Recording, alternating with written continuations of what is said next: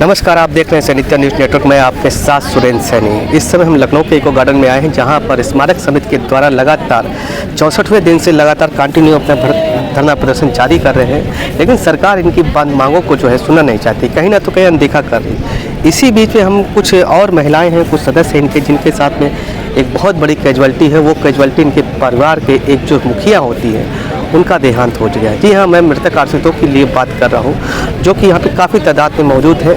नौकरी से भी वंचित हो रहे हैं, उनके जो मानदेय भुगते हैं उनसे भी वंचित हो रहे हैं, और कहीं ना तो कहीं परिवार की एक पीड़ा भी है, जो वेतन भुगतान ना होने के कारण एक आर्थिक पीड़ा से गुजर रहे हैं, एक मानसिक पीड़ा से गुजर रहे हैं, और कहीं ना तो कहीं इस समय ये एक शारीरिक पीड़ा से भी गुजर रहे हैं। आइए हम इसी क्रम में उनसे बात करेंगे, उनके साथ में क्या क्या घटित हुआ, और मृतक परिवार में के वो जो मृतक आश्रित के सहारे एक नौकरी मिलनी थी, आज भी उस नौकरी के मोहताज हो रहे हैं। सबसे पहले क्या नाम है आपका? पुष्पा विश्वकर्मा। कहाँ से आए हैं? देवरिया जिला से। देवरिया जिला से।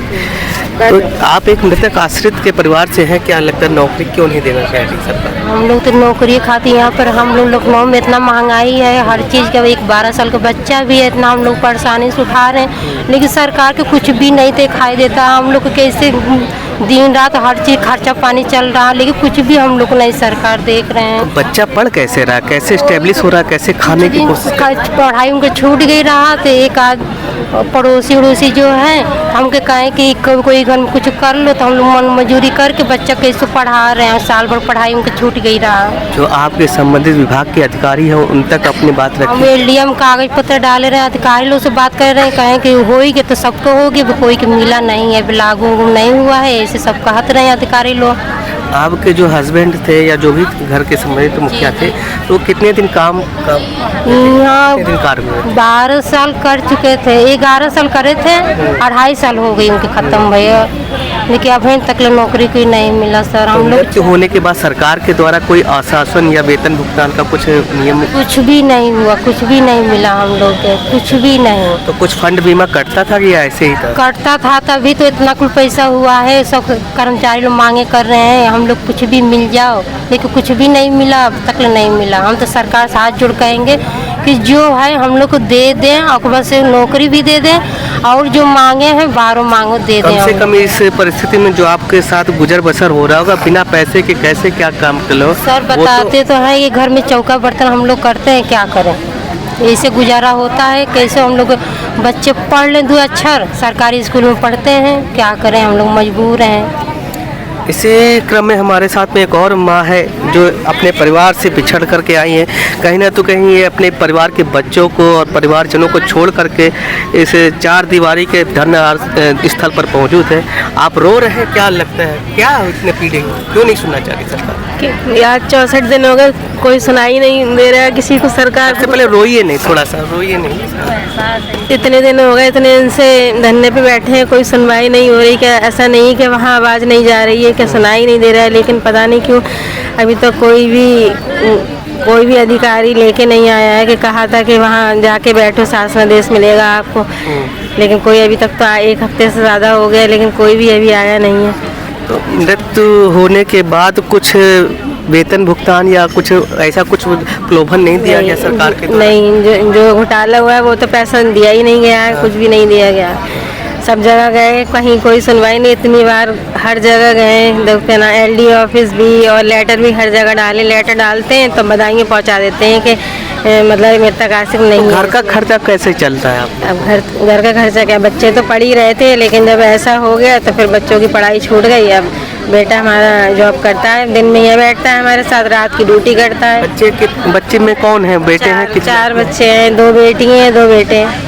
तो एक तरफ देख रहे हैं आपकी बेटी बचाओ बेटी पढ़ाओ के अभियान में चले, उनकी नौकरी तक इन्होंने खा रखी है गवर्नमेंट के अकॉर्डिंग, और मृतक हो जाने के बाद इनका कोई वेतन भुगतान तक नहीं किया गया। इसी क्रम में हमारे साथ में एक भैया है, मैं उनसे बात करूंगा।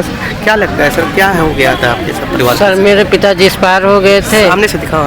अचानक हार्ट अटैक आया, यहाँ से ड्यूटी करके गए, क्या बात हुई, रात में अचानक हार्ट अटैक आया, हम लोग अस्पताल ले गए। ये कब की बात है आपकी? ये सर 2020 की बात है। अच्छा। 10 अक्टूबर 2020 की बात है सर। हाँ। अचानक एक्सपायर हो गए पिताजी हमारे, और हम लोग 4 साल हो गए सर। और 2 हमारी बहनें हैं, और माँ है, माँ भी बीमार रहती है, और अकेले हम बीएससी कर रहे थे इंटर के बाद सर। बीएससी भी रुक गई, हमारी पढ़ाई सब रुक गई है, और हम बस मेहनत मजदूरी करते, किसी तरह घर का खर्चा चलता है बस। क्या मेहनत मजदूरी, कौन सा काम करते हैं? सर जो काम मिल जाता है, कोई भी कर ले, पोछा झाड़ू जो जिससे मिल जाए, मिट्टी वाला काम कोई भी कार्य मिल जाता है करते हैं सर। और यहाँ आते हैं लिए ऑफिस, बस चले आते हैं, कहते हैं अभी नहीं आया 7-15 दिन। मतलब बहनों की शादी भी होगी, छोटे हाँ। भाई बहनों की भी शादी होगी, उनकी हाँ। परवरिश होगी, पढ़ाई लिखाई होगा। जी जी, हमारी 2 बहनें थी, एक 9th में पढ़ रही थी, एक इंटर में। तो बहनों की पढ़ाई भी रुक गई, किसी तरह 9th वाली को हमने पढ़ाया इंटर तक। इसके बाद अब हमारी क्षमता नहीं, हम अपनी भी पढ़ाई रुक गई। बीएससी करना चाहते थे, फर्स्ट ईयर में थे, पिताजी एक्सपायर हो गए, बीएससी भी नहीं कर पाए। हम सोच रहे थे। पापा नहीं रहे आपके तो कैसा लगा? और दूसरी चीज़, क्या सरकार ने आपके पिताजी के रहने पर कोई भुगतान तक, कोई आश्रित जो धनराशि थी वो तक देने को अभी तक तो कुछ नहीं मिला। बस आते हैं यहाँ ऑफिस को, बस यही बोल दिया जाता है कि अभी कुछ नहीं आया है, जब आएगा तो हम लेटर भेजेंगे या फ़ोन करेंगे, किसी तरह सूचना देंगे। सर हम लोग बहुत परेशान हैं, और बस सर ये सोच ले, एक रुपया के लिए हम लोग तरस रहे हैं। माँ मेरी बेट बहुत रोती है, बीमार भी रहती, किसी तरह माँ का भी इलाज करते हैं। एक तरफ बाप का साया भी जा चुका है, कोई धनराशि भी नहीं दी गई है, और इनका जीवन कैसे होगा, ये इसी क्रम में हम और लोगों से बात करते हैं। क्या लगता है, क्या हो गया आपके कैजुअलिटी सर? हाँ सर जी, हम वहाँ फतेहपुर के पास से आए हैं। फतेहपुर बिनकी? हाँ इलाहाबाद फतेहपुर से? नहीं, ऐसी लखनऊ फतेहपुर। लखनऊ फतेहपुर, बाराबंकी हुआ सा सर जी। नौकरी लिए और धरना चला था तो सहवाई दी हैं, मंजूरी धतूरी करके पैसा कौड़ी लगा। छोटे छोटे बच्चे हैं, 2 लड़की हैं 1 लड़का, तो वही दी हैं कौन तीन से नहीं सेवारी से नहीं। तो यहाँ कही थी कि तो यहाँ तक माता जी आते आते भी पैसा लगता होगा आपका? तो माता जी क्या करी, मंजूरी धतूरी करके कि हमका जानना है, मिल जाए तो हमका आराम हुई जी, यह खाती यही रोए रोए क्या करी। और कभी आए बनाए नहीं मिला, जब माथे पर है तो वही तो घर पे जो तेल लोन सब्जी अब्जी का जो पैसा होता है सब कैसे चलता है घर पे? घर कुरिया का मंजूरी धतूरी जैसे करबे तो अब खाए पी तो है ये, चली तो है ये। तो यहाँ की अब जैसे आई थी, और सब पढ़ाई लिखाई सब बर्बाद हो गई, सब बर्बाद हो गई। तो इसी क्रम में देखिए, इन बच्चों के जो माँ है उनको लोग भी कहाँ से आए आप लोग? भैया कानपुर से आए। कानपुर में कहाँ से रहे? रामा देवी के पास। रामा देवी नवस्था वगैरह। हाँ नवस्था पास से आए हैं। रोज सुबह शाम मतलब दूसरे तीसरे दिन आते हैं। हमारे हस्बैंड यहाँ जॉब करते थे, अभी तक नौकरी नहीं मिली, न प्लस कोई पैसा मिला है। बहुत परेशान हो रहे हैं। जो काम करते हैं वो पैसा आने जाने में खर्चा हो जाता है। 4 बच्चे हम कैसे पालें? किससे आते? ट्रेन से आते हैं? कैसे आते हैं? बस से आते हैं सरकार। बस से तो 150 रुपए की किराया हो जाता क्या करें सर, आना पड़ता है कि हमारे भाई यहाँ सब लोग बैठे हुए हैं तो मुझे भी आना पड़ता है। तो घर का खर्च कैसे चलता है आपका? क्या चलाए सर, हम ही जैसे पंता उल्टा सीट चलाते हैं, करते हैं, क्या करें।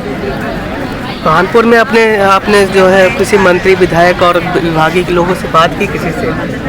नहीं, वहाँ हमारा कोई नहीं जानने वाला। यहाँ जो हम सरकार से कहते हैं हाथ जोड़ के कि सर हमें नौकरी मिल जाए, हमारे बच्चों जो हम अपने बच्चों को पाल सकें, पालन पोषण कर सकें। सास ससुर है उनको भी देखना पड़ता है हमको।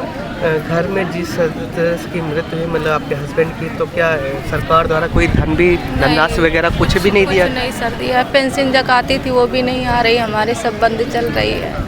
पेंशन तक बंद रखा? नहीं, हाँ पेंशन भी नहीं आ रही। LIC जो मिलना था वो भी नहीं, हमको कुछ पैसा मिला है। तो पेंशन बनी नहीं? एक तरफ जो बताते हैं विडो पेंशन के नहीं, 2-3 महीना से नहीं आ रही है।